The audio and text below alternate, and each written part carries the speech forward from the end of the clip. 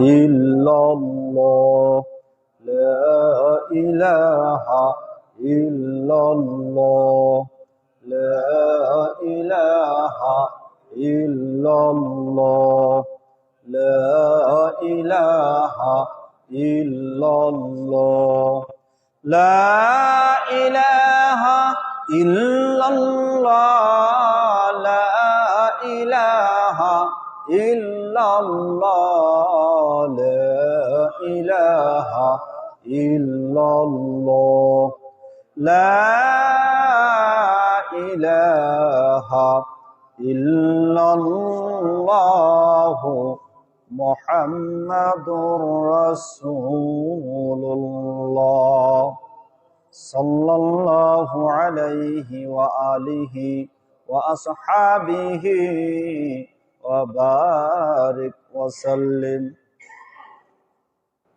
আলহামদুলিল্লাহ, আল্লাহ তাআলার দরবারে লাখ কোটি শুকরিয়া যে রব্বুল ইজ্জাত আমাকে, আপনাকে, আমাদের সকলকেই বিগত জুমআ হইতে আজকের জুমআ পর্যন্ত, বিগত মাস থেকে এই মাস পর্যন্ত, বিগত বছর থেকে এই বছর পর্যন্ত এভাবে করে দীর্ঘ একটা সময় মালিক ইহকালীন জিন্দেগির জন্য হায়াতে তৈয়বা দারাজ করেছে। যে মালিক খোলা আসমানের নিচে আর জমিনের উপরে ইহকালীন জিন্দেগির, পরকালীন জিন্দেগির উভয় জগতের জন্য সবচেয়ে বড় নিয়ামত আমাদের জন্য হায়াতে তৈয়বা দারাজ করেছে। যে রব্বুল ইজ্জাত একান্ত অনুগ্রহ, মালিকের দয়া, মালিকের মায়া, মালিকের কৃপা যদি না থাকতো তাহলে মুয়াজ্জিনের আজান শোনার সাথে সাথে আল্লাহর ঘর মসজিদে এসে নামাজ আদায় করার মতো সুযোগ আমাদের পক্ষে সম্ভব ছিল না। এই মহল্লায় শুধু আমরা কয়জন বসবাস করি না, আরো অনেক মানুষ আমাদের প্রতিবেশী, কেউ বা আমার জন্মদাতা পিতা, কেউ বা আমার সহোদর ভাই, কেউ বা আমার প্রতিবেশী, তারা সকলেই আমরা একত্রিত হয়ে বসবাস করি। কিন্তু মালিক তাদের মাঝ থেকে আমাদেরকে যাচাই করে, বাছাই করে, কবুলিয়াতের মানজেলায় পৌঁছায় দিয়ে আমাদেরকে আল্লাহর ঘরে আসা, নিজে যে একজন ঈমানওয়ালা মানুষ, আমার ভিতরে যে ঈমান নামক দৌলত আছে, এটা বোঝানোর মতো তৌফিক যে মালিক দিয়েছে, সে মালিকের দরবারে শুকরিয়া আদায় করি। সকলেই বলি আলহামদুলিল্লাহ। দুরূদ এবং সালাম সাইয়্যিদুল কাওনাইন রাহমাতুল লিল আলামিন, আখিরি জামানার পয়গম্বর জনাবে মুহাম্মদুর রাসূলুল্লাহ সাল্লাল্লাহু আলাইহি ওয়াসাল্লামের উপর। প্রিয় উপস্থিতি, আমরা সকলেই জানি যে আল্লাহর জমিনে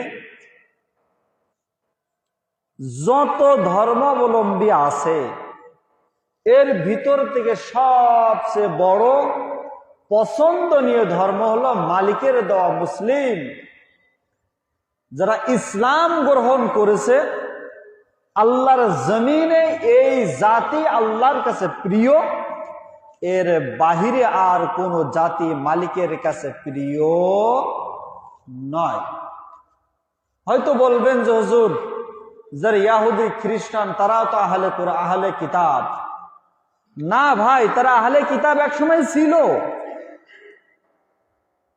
একসময় তারা আহলে কিতাব ছিল, কিন্তু নিজেদের মতো করে রদ বদল করে নিজেদের যেটা ভালো মনে হয়েছে সেই সমস্ত বিষয়গুলো ঢোকাইছে। মালিক বলছে চোর চুরি করলে তার হাত কেটে দাও, এইখান থেকে চোর চুরি করলে তার হাত কেটে দেয়, এটা মুছে দিয়ে নিজেদের মতো নিজেরা লিখে নিয়েছে। শুধুমাত্র আল্লাহর জমিনে একটা মাত্র কিতাব অরক্ষিত, এইটা বলার সুযোগ নাই, কারণ এই কিতাবের যিনি নাজিল করেছেন ইনি রক্ষক।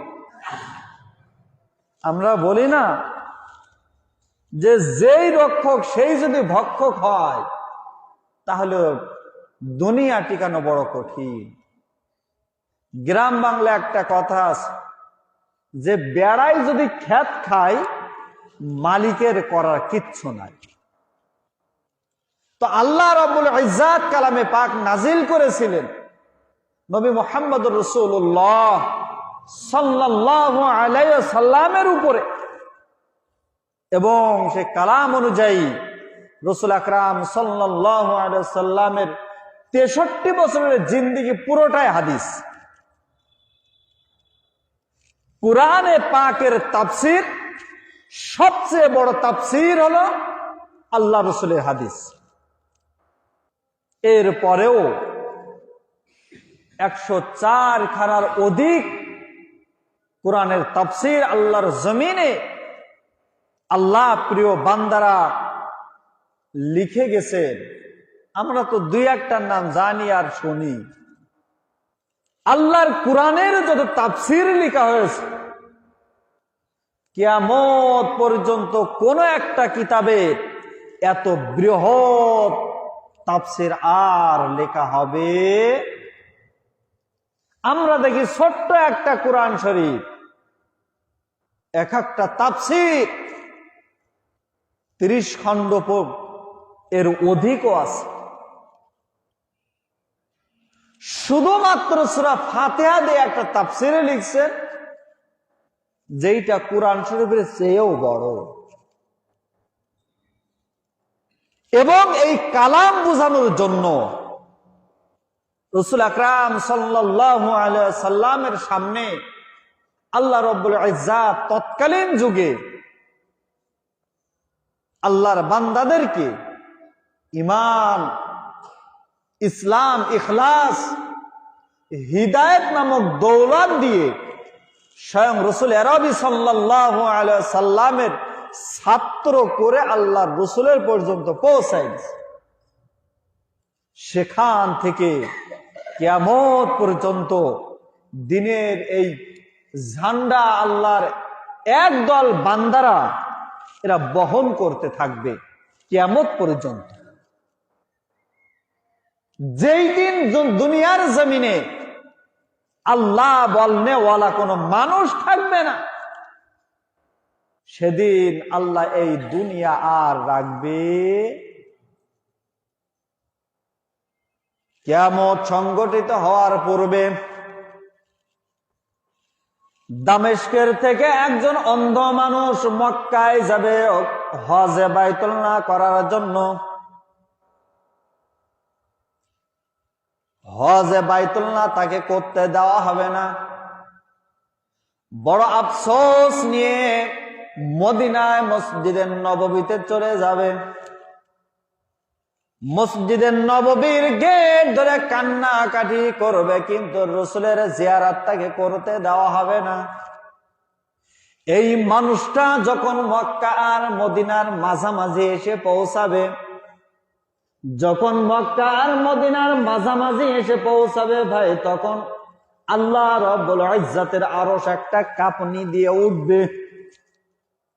দেখেন না, ভূমিকম্প হইলে মাঝে মাঝে আল্লাহ হেফাজত করুক, ভূমিকম্প হইলে যেভাবে সমস্ত দুনিয়া, যাদের বাসায় বরুই গাছ আছে দেখবেন যে বরুই একটা একটা করে টোয়াবে কিনা, এই গাছের ডাল ধরে ঝাঁকি দে, এক ঝাঁকিতে দেখা যায় যে কয়েকশো, এমনকি নিচেই মনে হয় যে মাটি পুরা ছেয়ে গেছে। আল্লাহ রাব্বুল ইজ্জাত মিকাইলকে বলবেন, মিকাইল রে, দুনিয়া আর দরকার নাই। আমি যাদের জন্য দুনিয়া পর্যন্ত দায়েম এবং কায়েম রাখছিলাম তারা সব বিদায় হয়ে গেছে। মিকাঈল আলাইহিস সালাম আল্লাহ রাব্বুল ইজ্জাতের হুকুম পাওয়ার সাথে সাথে একটা বার জমি শুধু ফু দেবে, ও ভাই তামাম পৃথিবী থর থর করে কেঁপে উঠবে। দ্বিতীয়বার আবার যখন ফু দিবে, দুনিয়ার সমস্ত কিছু, দুনিয়ায় যা কিছু দেখি না কেন, কেমন জানি জাররা জাররা হয়ে বাতাসের উপরে ভাসতে থাকবে। অনেক সময় দেখবেন যে বিশেষভাবে যখন সুনামি হয় বা ঘূর্ণিঝড় হয়, দরিয়ার ভিতর থেকে পানি পাক খাইতে খাইতে উপরের দিকে উঠতে থাকে। ওই পাকের ভিতরে যত বড় শক্তিশালী জিনিস পড়ুক না কেন, মুহূর্তের ভিতরে এমন ভাবে চাপ দিবে, মুহূর্তের ভিতরে ইট ভাঙ্গা মেশিনের ভিতরে আস্তা একটা পোড়া ইট ফেলাই না, এমন ভাবে দুইটা কপাটের ভিতরে চাপ দেয়, মুহূর্তের ভিতরে ইটটা গুড়ি গুড়ি হয়ে যায়। তামাম পৃথিবী এত জোরে বাতাস প্রবাহিত হবে, তামাম পৃথিবী মুহূর্তের ভিতরে চূর্ণ বিচূর্ণ হয়ে যাবে। ইযা যুলজিলাতিল আরদু জিলজালাহা, সমস্ত দুনিয়া থর থর করে কাঁপবে। ওয়া আখরাজাতিল আরদু আথকালাহা, জমিনের নিচে যা কিছু আছে জমিন বের করে দিবে। ছোট বাচ্চাদের ঠান্ডা লাগলে মাঝে মাঝে দেখবেন যে বমি করে, ঔষধ খাওয়াইলেও করে, না খাওয়াইলেও করে। তামাম পৃথিবীর মাটির নিচে যত জিন ইনসান, যত মাখলুক দাফন হয়েছে, সমস্ত মাখলুককে জমিন বের করে দিবে। হয়তো বলবেন যে হুজুর, আমি তো মাটি হয়ে আমার হাড্ডি গুড্ডি সব মাটির সাথে মিশে যাবে, তাহলে কিভাবে আমাকে ধরে আনবে? ও ভাই, আল্লাহ ওই প্রশ্নের অ্যান্সার আমার আপনার সামনে দিয়ে রাখছেন। এই বছরে শস্য বোনাইছেন, শস্য কেটে আনছেন, জমিনের ভিতরে কিন্তু বীজ পড়ে রয়েছে। একটা বছর চলে গেছে, আল্লাহর কসম করে বলতে পারে, আল্লাহর তামাম পৃথিবীর মাটি মিলেও আল্লাহর দেওয়া মাখলুকের উপকারের জন্য যে শস্য আল্লাহ তৈরি করেছে, একটা বীজ কিয়ামত পর্যন্ত থাকলেও মাটি খাবে না। হয়তো বলবো যে হুজুর, আমি তো পয়সা গইলে কোথায় যাব, আমারে পাবেন কই? আমার আপনার সামনে যদি একটা সরিষার দানা যদি মাটিতে না ভক্ষণ করে, ও ভাই, আমার শরীরের মতো যদি সরিষার দানা যদি জড়ো করতে হয়, কয়েক লক্ষ কোটি সরিষা দিলেও আমার বডির সমান হবে না, একটা মানুষ তৈরি করতে পারবেন না। সমস্ত পৃথিবীর মাটি মিলে যখন একটা সরিষার বিচি খাইতে পারে নাই, একটা তিলের বিচি খাইতে পারে নাই, ও ভাই, ওর চেয়েও ছোট ছোট বিচি আছে, সেইগুলো যখন খাইতে পারে নাই, এক ধরনের দেখবেন তেল তেল, আমাদের দেশে বলে মসনি, সরিষার চেয়েও আরো ছোট, কালো, একেবারে রোদের ভিতরে ধরলে কেমন জানি মনে হয় যে চিকচিক চিকচিক করে বালুর মতো। তামাম পৃথিবীর মাটি মিলে যদি একটা বিচি খাইতে না পারে, এই চিন্তা চেতনা করার সুযোগ নাই। আমি মারা যাব, আমাকে দাফন করা হবে, আমার দাফন করার পরে আমার শরীরটা পচে গলে খসে যাবে, কয়েক বছর পরে আমার হাড্ডি গুড্ডিও মাটি দিয়ে খেয়ে ফেলবে, আমারে আর কেউ ধরে আনতে পারবে না। ও ভাই, যেই মালিক আমাকে আপনাকে নিরাকার থেকে আকার দান করেছেন, আমি আপনি নিরাকার ছিলাম না? আমার আপনার কোন আকার আকৃতি ছিল? তামাম পৃথিবীর বিজ্ঞানীরা মিলেও যদি একত্রিত হয়, এক বালতি পানির ভিতরে যদি মনে করে যে আমি আমার একটা চেহারা আমি এই পানির উপরে আঁকাইব, সম্ভব? চেহারা আঁকাইতে পারি নাই, আমাদের মসজিদটা অনেক বড়, হয়তো ছোট জিনিস আকার আকৃতি করতে পারলাম না, কিন্তু যদি বড় কোনো জিনিস আমি নদীর ভিতরে বা পুষ্করের ভিতরে, হাওড়ের ভিতরে, বাওড়ের ভিতরে, সাগরের ভিতরে, দরিয়ার ভিতরে বড় জায়গায় যে আমি পানির উপরে একটা ম্যাপ আঁকায় দেব, আমার দাগ দেওয়ার সাথে সাথে আমার হাত উঠানোর আগে পানি সে দাগ আবার মুছে ফেলবে না? অথচ আল্লাহ রব্বুল ইজ্জাত আমাকে আপনাকে তৈরি করেছেন নাপাক পানি দিয়ে। যেই মালিক মাটির থেকে আমাকে আপনাকে তৈরি করলেন, এখন হয়তো বলবেন যে মাটির থেকে কিভাবে তৈরি করলেন? আল্লাহ রব্বুল ইজ্জাত যেই সমস্ত আহার আমি আর আপনি ভক্ষণ করি, সমস্ত মাখলুকাত ভক্ষণ করে, এর উৎপত্তি স্থল মাটি। যেই ভাত খায় এই ভাত গাছে হয়, কিন্তু এই গাছের গোড়া মাটিতে না। যেই আসবাব জিনিস আমরা ব্যবহার করি, এই পোশাক ব্যবহার করি, এর যে কাঁচামাল সেগুলো মাটির থেকে উৎপন্ন হয়। ও ভাই, যেই পানি আমরা পান করি এই পানীয় মাটির নিচের থেকে ওঠে।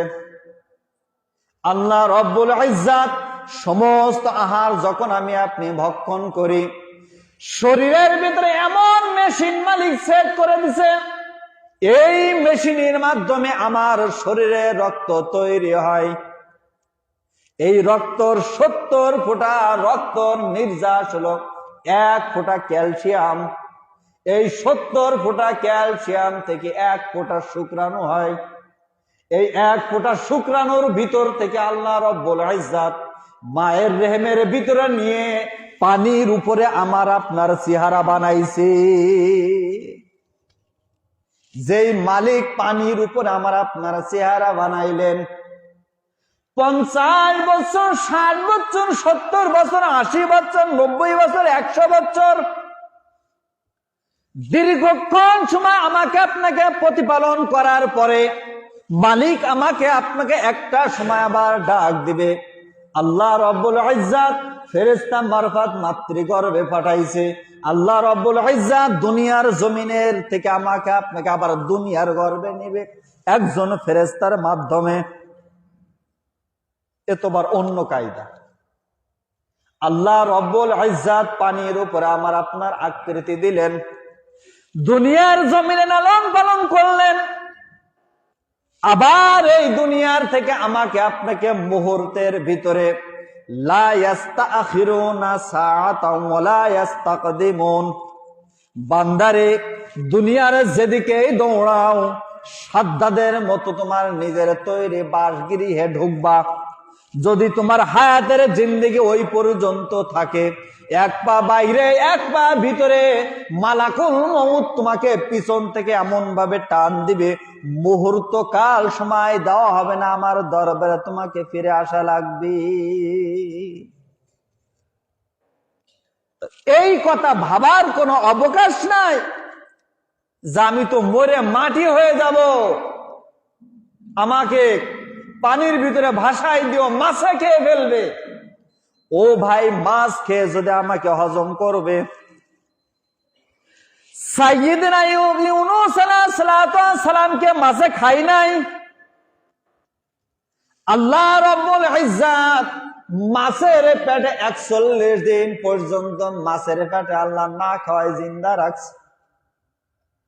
মাছে যদি হজম করবে তাহলে সাইয়্যিদনা ইউনূস আলাইহিস সালাম আর জমিনে ফিরে আসতো। মাছেই যদি হজম করে ফেলবে,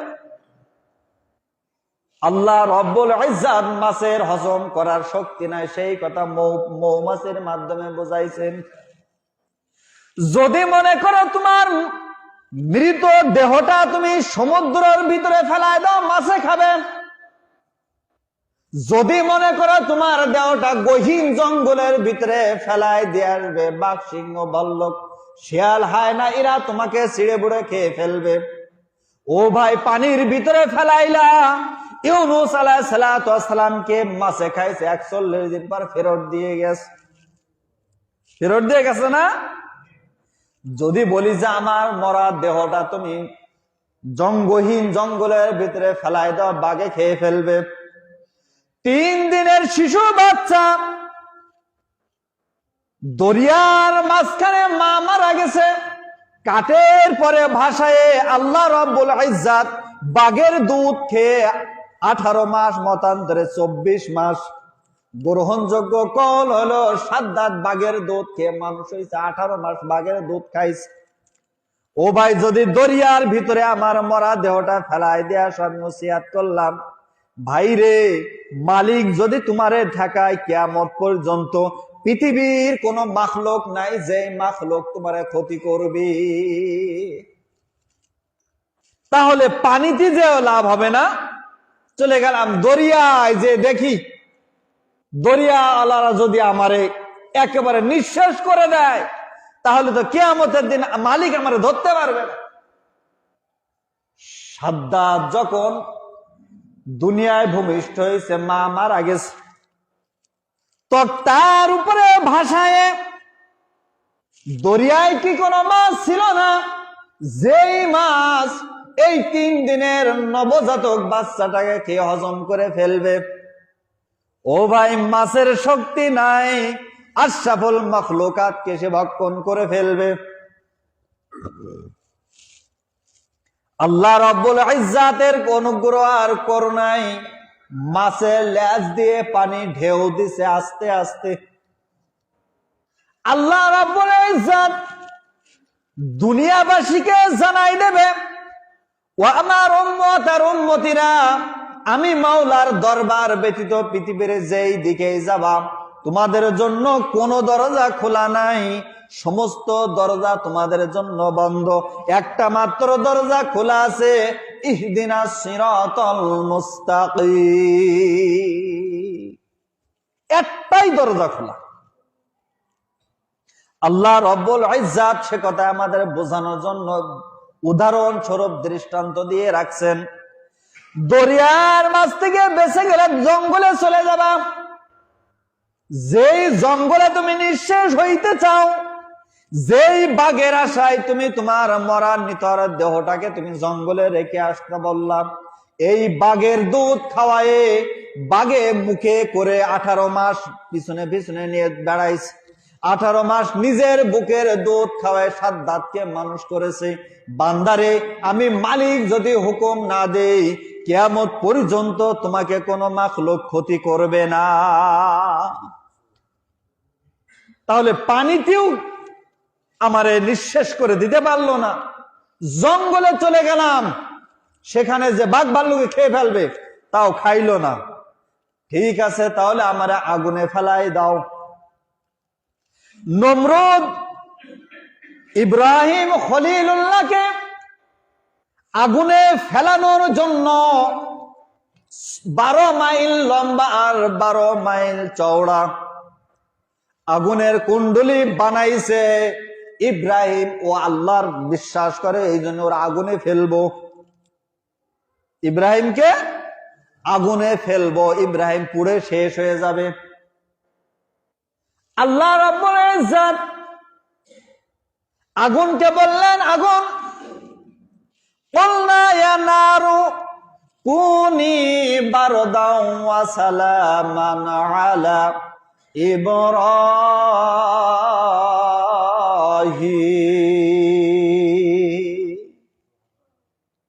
ও আগুন, আমার আশরাফুল মাখলুকাত, আমার আশরাফুল মাখলুকাত উপকৃত হবে, এই জন্য আমি তোরে বানাইছি। তোর উপকারের জন্য আমি আশরাফুল মাখলুকাত বানাই নাই। আশরাফুল মাখলুকাত তারা উপকৃত হবে, এই জন্য আমি তোরে বানাইছি। আল্লাহ রাব্বুল ইজ্জাত আগুনকে বললেন, আগুন রে, নমরুদ সে তার চেষ্টা করতে পারে, আমি তাকে মোহলা দিয়েছি, আমি তাকে অবকাশ দিয়েছি, এইখানে তোমার কোনো বাধা দেওয়ার কোনো দরকার নাই। ইব্রাহিম আলাইহিসসালামকে আগুনে ফেলে পোড়ায় তাকে জ্বালায় ছাই বানায় দিবে, ভস্ম করে দিবে, একেবারে শেষ করে দিবে। মরার আগে ওসিয়ত করলাম বাজান, জীবনে অপকর্ম যা আছে সব করলাম, আল্লাহ আল্লাহ রসুলের দেখানো পথের সম্পূর্ণ এক চুল পরিমাণ আল্লাহ আল্লাহ রসুলের দেখানো পথের উপরে আমার জীবন চলে না, আমার আগুনে পোড়ায় দিস। ভাইরে, মালিক তার পূর্বে আমাদের জন্য দৃষ্টান্ত দিয়ে রাখছে। আল্লাহ রাব্বুল ইজ্জাতের পয়গম্বর সাইয়্যিদনা ইব্রাহিম খলিলুল্লাহকে আগুনে ফেলাইছে, যখন চড়ক গাছের উপরে বসাইছে, ইব্রাহিমকে বলছে, ইব্রাহিম, আজর তো তোমার পিতা, আজর যদি নমরুদকে বলে তাহলে অবশ্যই অবশ্যই আজরের কথা নমরুদ শুনবে। ইব্রাহিম আলাইহিস সালাম বলছে, দুনিয়ার কোন মাখলুকের কাছে আমি সাহায্য চাই না, দুনিয়ার কোন মাখলুকের সাহায্য আমার দরকার নাই, যেই মালিক আমারে পাঠাইছে সে মালিক তো আর অন্ধ নয়, দুনিয়ার মাখলুকের কাছে সাহায্য চাইবো কেন, আমার মালিক তো অন্ধ নয়। সমস্ত শহরবাসী মিলে চড়ক গাছ টানে। এখন যেইটা আমরা বিভিন্ন ধরনের মেশিন দেখি, ওই যে ভেকু থাকে না, ভেকু মাটি কাটে, ওই মাটি কাটার মতো হলো চড়ক গাছ। এক মাথায় সাইয়্যিদনা ইব্রাহিম আলাইহিস সালামকে বাঁধছে, মাঝখানে পিলার, এই পাশ থেকে টান দিয়ে আগুনের ভিতরে ফেলে দেবে। সমস্ত শহরবাসী টানে, চড়ক গাছ যেইখানে আছে ওইখানেই ছিল, আর সেইখান থেকে নড়ানোর কোনো সুযোগ নাই। আল্লাহর পয়গম্বর একবারের জন্য বিচলিত হন নাই। ইবলিস শয়তান এসে নমরুদকে বলছে, নমরুদ, তাম পৃথিবীর সমস্ত মাখলুক যদি একসাথে টানরে নমরুদ, কিয়ামত পর্যন্ত এইভাবে টানবা, তারপরেও এই চড়ক গাছ এক চুল পরিমাণ নড়বে না। তাহলে কি করব? ও নমরুদ, ওই মাথায় দেখো হাজার হাজার নয় কোটি কোটি ফেরেশতারা ইব্রাহিমের সাথে গল্প করে, ইব্রাহিমের সাথে গল্প করে। জিবরিলের 600 পাখা, যদি একটা পাখা দিয়ে আস্তে করে একটা বাড়ি দিয়ে দেয়, তোমার এই চড়ক গাছ আর এই চুল্লি সহকারে সব বাতাসে উড়ে যাবে। তাহলে এখন কি করব? আপনি তো মিস্টার শয়তান, আপনার তো সমস্ত জানা বোঝা সব আছে। শয়তান বলল, এইখানে যুবতী মহিলাদেরকে নিয়ে এসে উলঙ্গ করে নাচাও। নাচ গান কোন থেকে আসলো? নাচ গান যদি উলঙ্গ নারীদেরকে তুমি নিয়ে আসো, তাহলে উলঙ্গ নারীদেরকে দেখে ফেরেশতারা থাকবে না, ফেরেশতারা লজ্জাশীল। নমরুদ বলল, কে আসবা? যারা এইখানে আমার আহ্বানে আসবা তাদের জন্য আমি বিশেষ পুরস্কার করব। ও ভাই, অসংখ্য নারী যুবতী মেয়েদেরকে নিয়ে এসে উলঙ্গ করে এখানে নাচ শুরু করলো। এই নাচ শুরু। এখন তাদের নিয়ে আসার পরে ইব্রাহিম আলাইহিস সালাম আল্লাহ রাব্বুল ইজ্জাতের দিকে তাকিয়ে বলছে, মালিক, ওই আগুন তুমি তৈরি করেছো, এটা আমার বিশ্বাস এবং ইতমিনান আমার জেহেনে আছে। মালিক রে, ওই আগুন যেই মালিক সৃষ্টি করেছে, ওই মালিক ওই আগুন নিয়ন্ত্রণ করে। ইব্রাহিম আলাইহিস সালামকে জিবরিল আমিন দূর থেকে বলছে, লা তাহজান ইন্নাল্লাহা মা'ানা। ও আল্লাহর পয়গম্বর, আপনি এখন কোনো পেরেশানি হয়েন না, চিন্তিত হয়েন না। লা তাহজান, চিন্তা করেন না। ইন্না, নিশ্চয়। আল্লাহ রাব্বুল ইজ্জাত হরফে মুসাব্বাহ বিল ফিল ব্যবহার করে বলছেন। তাফসিরে কাবীরের ভিতরে এই ঘটনাটা আল্লাহর বান্দা এভাবে লিখছেন, ইন্না হরফে মুসাব্বা বিল ফেল, অবশ্যই অবশ্যই। আমি যদি কোনো একটা কথা আপনাকে বলতে যাই, আমি সাথে সাথে বলি যে ভাই আমার জবান যখন আমি দিলাম, অবশ্যই অবশ্যই এই কাজ আমি না করা পর্যন্ত আমি ক্ষান্ত হব না, এই কাজ আমি অবশ্যই অবশ্যই করব। ভাইরে, আমার কথার ভিতরে কোনো ডুপ্লিকেটিং নাই, আমার কথার ভিতরে কোনো ছলচাতুরি নাই, আমার কথার ভিতরে কোনো কম বলবো বেশি বলবো মোটেও বলবো না। আবার এই জাতীয় কোনো ধরন্দবাজ আমি নয়, আমি যেইটা বলছে এইটাই করব, এর উপরে আপনি বিশ্বাস করতে পারেন। আল্লাহ রাব্বুল ইজ্জাত ইন্না দিয়ে সে কথায় বুঝাইছেন, ও আমার পয়গম্বর আপনি চিন্তিত হয়েন না, ইন্নাল্লাহা মাআনা, ও আল্লাহর পয়গম্বর আল্লাহ স্বয়ং আল্লাহ আপনার সাথে আছে, আপনার চিন্তা না। ফালাহুল মাওলা ওয়ালাহুল কুল, বান্দা যদি মালিকের হয়ে যায়, মালিক বান্দার হয়ে যাবে। আল্লাহর জমিনে বহু মানুষ দেখছি ভাই, দিনহীন ভাবে দিনাতিপাত করে, তারপরেও তার চেয়ে সুখী মানুষ আল্লাহর জমিনে আর নাই। আমার আপনার ভিতরে কোটি কোটি টাকার সম্পদ আছে, তার ভিতরে তারপর আমার ভিতরে ইতমিনান নাই। শুধু নাই নাই নাই নাই করতে করতে আমার জীবন চলে যাবে। হয়তো ভাবলাম যে আমি মারা যাওয়ার পরে আমার লাশটা পুড়ায় দিস, ওসিয়াত করে গেলাম। এই ওসিয়াত করার আগে চিন্তা করো, যেই মালিক শিশু ইব্রাহিমকে আগুনের ভিতর থেকে বাঁচাইতে পারে, আগুনের ভিতর থেকে বাঁচাইতে পারে, নমরুদ আগুনের ভিতরে ফেলাইছে পোড়ানোর জন্য, আর আল্লাহর পয়গম্বর আগুনের থেকে নবুয়াত পেয়ে আগুনের বাহিরে আসলি, একটাই রাস্তা খোলা, সেটা হলো ইহদিনাস সিরাতাল মুস্তাকিম। যা কিছু করো বান্দা, সর্বশেষ প্রতিফল আমার কাছে ফিরে আসতে হবে। হয়তো মনে করব যে এই দুনিয়ার জিন্দেগিতে আগুনে ফেলাস না আমারে, আমার বিরাট বড় গাছের চূড়ায় আমারে সেইখানে রেখে আসবি, আমি ওইখান থেকে সূর্যের তাপে আমি পুড়ে ওইখান থেকে ছাই হয়ে বাতাসে নিচে যাব, বাস আমার আর কেউ খুঁজা পাবে না। এই চিন্তা ভাবনা করেও কোনো লাভ হবে না। আল্লাহর জমিনে বিভিন্ন সময় বিভিন্ন জায়গায় ঝড় সুনামি জলোচ্ছ্বাস হয় কি হয় না? ভূমিকম্প ভূমিধস, যত প্রকারের গজব আছে ভাই, বাহিরের দেশে যাওয়ার দরকার নেই। রানা প্লাজার কথা হিসাব করেন, 26 দিন পরে যদি লাকি নামের মেয়েটা বেঁচে ফিরতে পারে, ওইখানে আমি আপনি কোনোদিন এক লোকমা খাবার নিয়ে যাই নাই।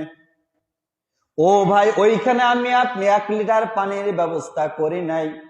যেই মালিক 26 দিন পর্যন্ত ওই ছোট্ট এক টুকরো জায়গার ভিতরে আল্লাহর মাখলুককে হেফাজত করতে পারে, গাছের চূড়ায় কেন যদি প্রথম আসমানের উপরেও দিয়ে আসো, এই জমিন যেই মালিকের, ওই প্রথম আসমানও সেই মালিকের, এই জমিন যেই মালিকের, কবর জিন্দিগি সেই মালিকের, কবর জিন্দিগি যেই মালিকের, দরিয়ার ভিতরে ফেলায় দেবা দরিয়ার পানিও সেই মালিকের, দরিয়ার ভিতরে যে প্রাণীগুলা বসবাস করে ওই প্রাণীও সেই মালিকের। ডাইনে তাকাবা মালিকের, বামে তাকাবা মালিকের, সামনে তাকাবা মালিকের, পিছনেও মালিকের, উপরে তাকাবা মালিকের, নিচেই তাকাবা মালিকের, আমি মাঝখানে, তাহলে কার? একটু চিন্তা করা দরকার যে সব তো আল্লাহর, তাহলে আমি কার? আমি কার? এজন্য দানি ভাই যেই দিকেই যায়, হক্কুল্লাহ ওয়া হক্কুল ইবাদ, আতিউল্লাহ ওয়া আতিউর রাসূল, এই দুইটা জিনিসের ব্যাপারে সদা সর্বদা চোখ কান খোলা না রাখলে দুনিয়ার জিন্দেগিতে মুসলমান, পরকালীন জিন্দেগিতে একজন বেদিন আর আমার ভিতরে কোনো পার্থক্য থাকবে? এর জন্য সাবধান। আমরা মুসলমান, আমাদের কদর মালিকের দরবার অনেক বেশি। এজন্য আল্লাহ রাব্বুল ইজ্জাত আমাকে আপনাকে আমাদের সকলকেই আল্লাহ, আল্লাহর রসুল এবং হক্কুল ইবাদ, এই সমস্ত বিষয়গুলোর উপরে সচেতন থেকে দুনিয়ার জিন্দেগি অতিবাহিত করার মতো তৌফিক আমাকে, আপনাকে, আমাদের সকলকেই দান করুক। আমিন। ওয়া আখিরু দাওয়ানা আলহামদুলিল্লাহি রাব্বিল আলামিন। কিছু বলবে? মসজিদের কালেকশনটা আমরা করে